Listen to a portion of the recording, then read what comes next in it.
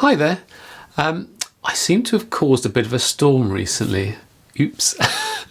With my open letter to J.K. Rowling, calling her out about all her constant stream of transphobia that she keeps putting out. As it resulted in my receiving about 800 messages of hate. Yes, 800. I was expecting it, to be honest, because it's happened before. A couple of years ago, I received about 300 messages of hate directed at me on that well-known vehicle of hate that's called Mumsnet. And that was just following a very supportive article about me in a local newspaper. So I was expecting it.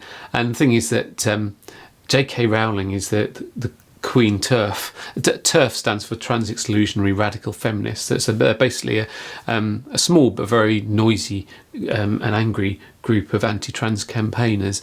And J.K. Rowling is Queen TERF. So if you attack Queen TERF, then you know that you're going to get all the angry minion TERFs coming out and attacking me, and that's exactly what happened. Yeah, they didn't disappoint, I must say. So over the last 3.5 weeks, I've been called a paedophile, a nonce, a groomer, a liar, a homophobe, a misogynist, a dude, a bloke, a man, a male, transvestite, mentally ill, cult leader, AGP, pervert, narcissist and phallocrat. It's nice of them, wasn't it? Also, there was somebody that put up a graphic inciting violence saying, I want every gun we have to fire on that man. So that was nice as well. So, but anyway, there you go. I was expecting that.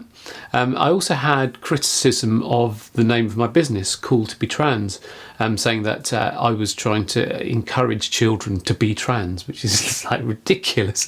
You can't encourage anybody to be trans. It's just who you are. It's like saying encouraging somebody to be left-handed. Yeah, you either are or you're not. It's just ridiculous.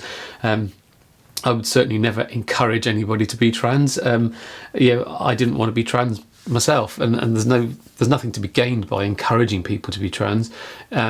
All I want to do is just to try and help people to come to terms with it and accept it and show that it is okay to be trans, because it really is. And so many trans people struggle with that. They give themselves such a hard time because they don't want to be trans, and they're conflicted, and it is hell. It really is. It's awful. And the way to happiness is in acceptance.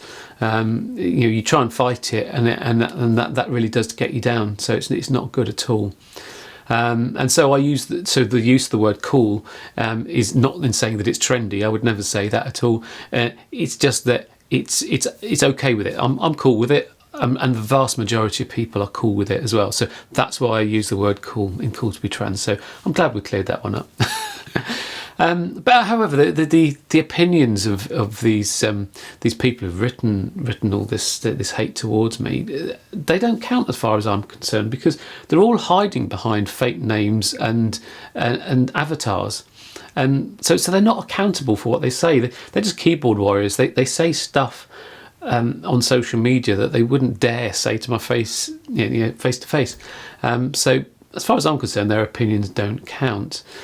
However, when you're subjected to that level of hate all in one go, it's not particularly nice, and so I have to do certain things to protect my own mental health. And so the way that I have done that and the way I do this is just by not reading the stuff.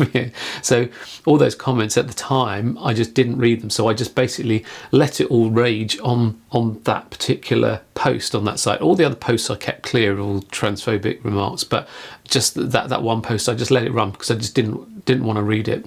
And then I just let it die down. So over time, the power of those messages decreases, and so I just felt that 3.5 weeks on, the power of them had decreased enough for me to feel strong enough to read them, and then obviously then to block them and then report them as well, and obviously then delete them.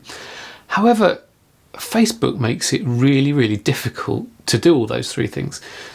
Do you know how many clicks it takes to report a post, block it and delete it? It takes 14 clicks, and I had to do that for every one of those comments. Terrible. And in some ways, it's not worth reporting them to Facebook either, because Facebook are rubbish. They don't take it seriously. They used to. They used to take action, but they're terrible now. I've reported loads of clearly transphobic remarks to Facebook, and they just don't do anything about it. They're not interested. They don't care. So I'm not that impressed with Facebook from that point of view. But it is what it is. That's what we're dealing with.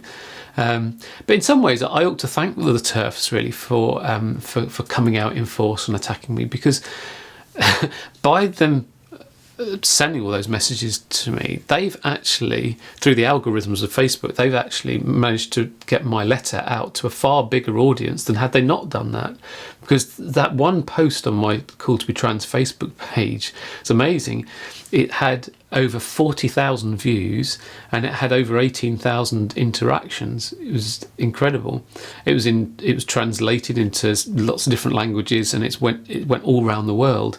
It was also picked up by Upworthy, and they ran it on their site, and it trended in the top 3 stories on their site for 5 days, and they've got 11 million followers on their Facebook page alone, let alone their other social media. So it's gone pretty big, and all I did was write a little letter. It was crazy. So how do I cope with all this hate coming at me? Well, the thing to point out is that it's not real life. In real life, I don't get all this hate thrown at me. In real life, I'm very well accepted. I have no problems at all, really. It's fine.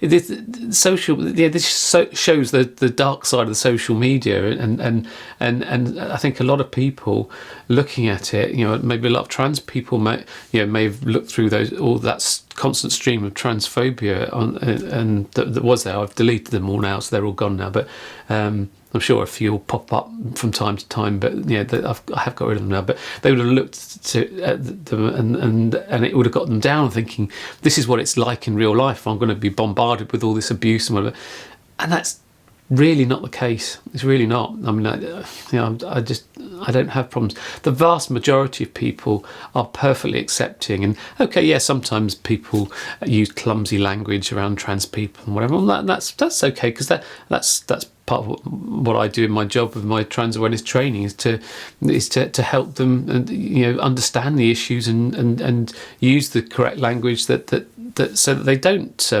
upset trans people, because they don't want to. But the vast majority of people are absolutely fine with it. So I just want to reassure you that. But while I was getting all those messages of hate publicly, what you didn't see were all the private messages that I was getting, and I had a lot of them from parents of trans children, and they said that they couldn't comment publicly because it would then out their own children, and so they couldn't do that. But they thanked me for what I'd said in that letter, because they said that it really helped them, and more importantly, it really helped their children. Now, those messages are special.